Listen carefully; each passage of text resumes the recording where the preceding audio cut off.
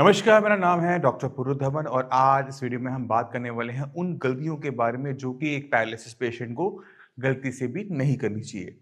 अक्सर पेशेंट आते हैं, क्लिनिक में बैठे होते हैं और उनके कुछ सवाल ऐसे होते हैं जिनका आंसर देना मेरे लिए भी मुश्किल हो जाता है। कभी-कभार पेशेंट पूछ बैठता है कि क्या मैं स्मोकिंग कर सकता हूँ? तो हमें बहुत मुश्किल से आंसर देना पड़ता है कि आप स्मोकिंग को छोड़ने की कोशिश कीजिए क्योंकि स्मोकिंग छोड़ना आसान नहीं होता। बट अगर आप स्मोकिंग करते रहेंगे तो हो सकता है कि आपको दोबारा से पैरालिसिस का अटैक हो जाए। कारण क्या होता है कि जब हम कभी भी स्मोकिंग करते हैं तो बॉडी के अंदर जो हमारी आर्टरीज एंड वेन्स होती हैं उनके अंदर क्लॉटिंग होने के चांसेस बढ़ जाते हैं।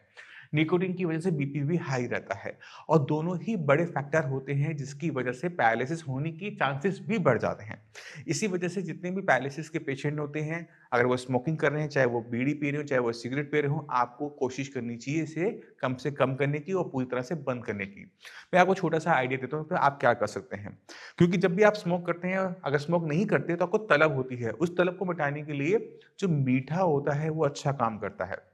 क्योंकि हमारे ब्रेन को मीठा लेते ही बहुत अच्छा महसूस होना शुरू होता है, कुछ-कुछ ऐसा जैसे निकोटीन के साथ होता है। तो अगर आपका मन कर रहा है तो आप एक टॉफ़ी अपने मुँह में रख लेंगे तो आपकी जो तलब है सब कुछ टाइम के लिए वो मिट जाती है। इसी तरह से इलायची भी आप अपने मुँह में रख सकते हैं अगर आप डायबिटिक हैं, क्योंकि मीठा तो आप खा नहीं पाएँगे, बट इलायची का या फिर लौंग का प्रयोग कर अपनी तलब को कुछ टाइम के लिए आप सबसाइड कर सकते हैं। अब चलते हैं दूसरी सबसे बड़ी गलती के ऊपर। एक पैरालिसिस का पेशेंट दूसरी सबसे बड़ी गलती कर सकता है, वो है अल्कोहल का इंटेक। अल्कोहल जो होता है हमारे जब बॉडी में जाता है तो हमें अजीब-सा फ़ील होता है। हमारे ब्रेन में जाता है तो हमारे वो ब्रेन के अंदर इफ़ेक्ट डालता है। अब जो हम अल्कोहल ले रहे हैं पैरालिसिस पेशेंट में, तो वहाँ पर क्या होता है कि जो ब्रेन में डेवलपमेंट होनी है ना, वो स्लो डाउन हो जाती है। क्योंकि ब्रेन में ही नुकसान हुआ था, ब्रेन में ही क्लॉट आया था, ब्रेन में ही नस फटी थी, ब्रेन का ही टिश्यू नुकसान में आया था। तो अगर किसी भी रीज़न से इस ब्रेन को दिक्कत होगी तो हमारे जो इम्प्रूवमेंट आ रही है हाथ-पैर में वो कहीं न कहीं बंद हो जाती है या फिर बहुत स्लो डाउन हो जाती है। तो दूसरी गलती आपने बिल्कुल भी ये नहीं करनी कि आपने अल्कोहल का इंटेक करना है। अब चलते हैं तीसरी सबसे बड़ी गलती के ऊपर जो कि हमें देखने को मिलती है। पैरालिसिस पेशेंट को पता है कि उसे पैरालिसिस क्यों हुआ था। उसे पता होता है कि मेरा बीपी बढ़ा था तो मेरा ब्रेन हैमरेज हुआ या फिर वो क्लॉट आया था जिसकी वजह से उसे दिक्कत हुई। अगर आपको बीपी की दिक्कत है, आप बीपी की मेडिसिन नहीं ले रहे, बीपी आपका हाई बना हुआ है या मेडिसिन लेने के बावजूद भी वो कंट्रोल में नहीं आ रहा और आप उसे इग्नोर कर रहे हैं, उसे चेक नहीं कर रहे, तो ये तीसरी सबसे बड़ी गलती आप ही लोगों के लिए साबित हो सकती है। क्योंकि अगर बीपी दोबारा से बढ़ता है, तो दोबारा से पैरालिसिस का अटैक आने की पूरी-पूरी चांसेस होती हैं। मौका एक बार मिलता है सुधरने का, अगर आप उस पे ना सुधरे, तो कोई भी डॉक्टर आपकी मदद नहीं कर सकता। तो आप अगर ब्रेन हैमरेज के पेशेंट हैं, आज अपना बीपी चेक कीजिए, मेडिसिन लेने के बाद चेक कीजिए, दिन में कई बार चेक कीजिए। अगर आपको लगता है कि आपकी रीडिंग हाई आ रही है, तो आपको अपनी मेडिसिन को बदलने की ज़रूरत है। इसी तरह से अगर आपको दिक्कत कोलेस्ट्रॉल की वजह से हुई है, शुगर के पेशेंट हैं आप, तो अपना कोलेस्ट्रॉल का, शुगर का टेस्ट बार-बार करवाइए, जिससे ये कन्फर्म किया जा सके कि आपकी जो कोलेस्ट्रॉल लेवल्स हैं, आपके शुगर लेवल्स से कंट्रोल हैं।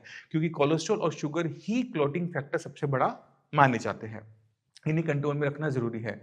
इसके लिए चाहे आपको अपनी मेडिसिन की मात्रा बढ़ानी पड़े, मेडिसिन बदलनी पड़े, डॉक्टर के पास बार-बार जाना पड़े, पर ये काम आपको करना ही पड़ेगा, दोबारा लकवे से बचने के लिए। चौथी सबसे बड़ी मिस्टेक एक पैरालिसिस का पेशेंट क्या कर सकता है, वो है खाने में बहुत ज़्यादा बदलाव कर देना।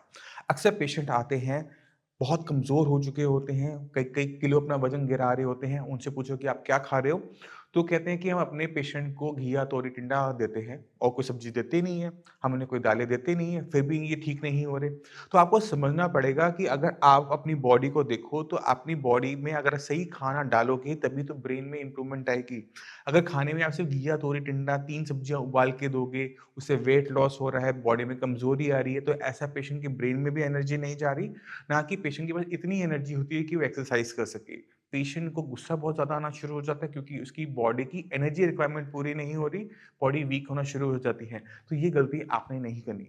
पेशेंट को आपने देना है बैलेंस डाइट। खाने के अंदर सब कुछ होना चाहिए, उसमें वेजिटेबल्स होनी चाहिए, उसमें फ्रूट्स होने चाहिए, उसमें आप राइस दो, उसमें आप चपाती दो, उसके अंदर थोड़ा-सा एग्स दो, दालें हो गई, फिश हो गई, चिकन हो गया, क्योंकि जितना अच्छा खाना पेशेंट इनटेक करेगा, बॉडी में उतनी ही एनर्जी होगी एक्सरसाइज करने के लिए। आपने किसी भी तरीके से बॉडी को वीक नहीं होने देना होता। अगर पेशेंट की बॉडी वीक होती चली जाएगी, पेशेंट पूरी तरह से बेड रिडन होना शुरू कर देगा और पेशेंट को ठीक करना इम्पॉसिबल हो जाएगा। इसके बाद चलते हैं अपनी 5th सबसे बड़ी मिस्टेक के ऊपर, वो है एक्सरसाइज को ना समझना। अगर आप पैरालिसिस के पेशेंट हैं, आप देख रहे हैं कि आपके पैर में मूवमेंट नहीं है और आप पैर में मूवमेंट लेकर आना चाहते हैं, तो अक्सर पेशेंट को देखा जाता है कि पेशेंट के घर में जो फिजियोथेरेपिस्ट आ रहा है, वो जो एक्सरसाइज करवाता है, पेशेंट बस उतनी ही एक्सरसाइज करता है, अपनी तरफ से एफर्ट नहीं डालता। एक फिजियोथेरेपिस्ट पेशेंट को लिटाकर बिठा के एक्सरसाइज करवाता है, बहुत कम वो चला पाते हैं क्योंकि उनके पास टाइम बाउंड काम होता है। आपको 45 मिनट दिए, 1 घंटा दिया, फिर अगले पेशेंट को देना है, तो वो अपने शेड्यूल में बंधे हुए होते हैं। मगर आप लोग क्या गलती करते हैं कि उनके जाने के बाद कोई एक्सरसाइज नहीं करते, या तो बेड पे बैठे रहेंगे या फिर आप लेटे रहेंगे। आपने ये गलती नहीं करनी है। आपने गलती कैसे खत्म करनी है? आपने उन्होंने जो एक्सरसाइज करवाई थी, वो मसल्स को खोलने के लिए करवाई थी। आपने अपने ब्रेन को ट्रेन करना है दोबारा से चलने के लिए। तो जितना आप चलने की कोशिश करोगे, उतनी जल्दी ही उतनी अच्छी आपके पैर के अंदर इंप्रूवमेंट आएगी। तो फिजियोथेरेपिस्ट गया, मतलब अब पेन खत्म, अब हमने अपने हिसाब से एक्सरसाइज करनी है। और मैं इस चैनल पे इतनी वीडियोस बना चुका हूं कि अगर आप चलना चाहते हो तो सिर्फ चलो। आप बस अपने पैर को सही से रखने की कोशिश करो। जब आप चलते हो तो देखो कि आपका पैर किस तरह से पड़ रहा है। क्या वो तिरछा पड़ रहा है, टेढ़ा पड़ रहा है? क्या आप अपने पैर के पंजे को पहले लगा रहे हो? और उसको ठीक करने की कोशिश करो कि आपका पैर सही तरीके से जाए। तो हमेशा मैं बोलता हूँ कि पैर ठीक करना है तो टिप टू टो वॉक करेंगे, यानी एक पैर रखेंगे तो पहले अपना एड़ी लगाएंगे, फिर पंजा, फिर एड़ी, फिर पंजा, और एक तरह से लाइन में चलने की कोशिश करेंगे, जैसे हम कैट वॉक भी कह सकते हैं। तो मैं इस वीडियो के एंड में आपको उस वीडियो का लिंक दे दूंगा, उस पर जाकर आप इसको सही तरीके से समझ सकते हैं। इसी तरह से हाथ की बात भी होती है कि हमें अगर अपने आर्म में इंप्रूवमेंट लेकर आनी है तो हमें समझना पड़ता है कि हमें दिक्कत कहाँ महसूस हो रही है। अपने बड़े जॉइंट से स्टार्ट करो कि या ये घूम रहा है कि नहीं घूम रहा। अगर इसे घूमने में दिक्कत हो रही है तो हम शोल्डर व्हील का यूज करेंगे। एल्बो जो होता है, ये हिंज जॉइंट होता है, इसकी मूवमेंट सिर्फ इतनी ही होती है, तो ये मूवमेंट हो रही है नहीं हो रही है चेक करेंगे। अगर नहीं हो रही तो अपने हाथ की ये मूवमेंट करवाने की कोशिश करेंगे। अगर ये नहीं हो पा रही तो दूसरे हाथ से असिस्ट करेंगे। तो इस तरह से मैंने पूरा कंप्लीट बता रखा है।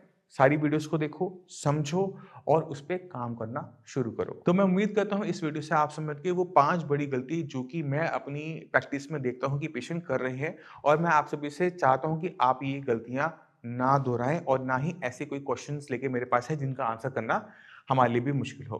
तो आपने इन चीज़ों का ध्यान रखना है, खाने पीने का ध्यान रखना है, एक्सरसाइज प्रॉपर तरीके से करनी है, बीपी शुगर टेस्ट करते रहना है कि आपको ये दिक्कत दोबारा ना हो। फिर भी माइंड में कोई भी डाउट हो, कुछ भी पूछना चाहते हो, डॉक्टर्स अवेलेबल हैं, उनसे बात करो, उनसे पूछो, वो आपकी पूरी हेल्प करेंगे। अब इसी के साथ आप सभी से मैं चलने की आज्ञा चाहूंगा। मिलते हैं अगली वीडियो में, तब तक के लिए नमस्कार।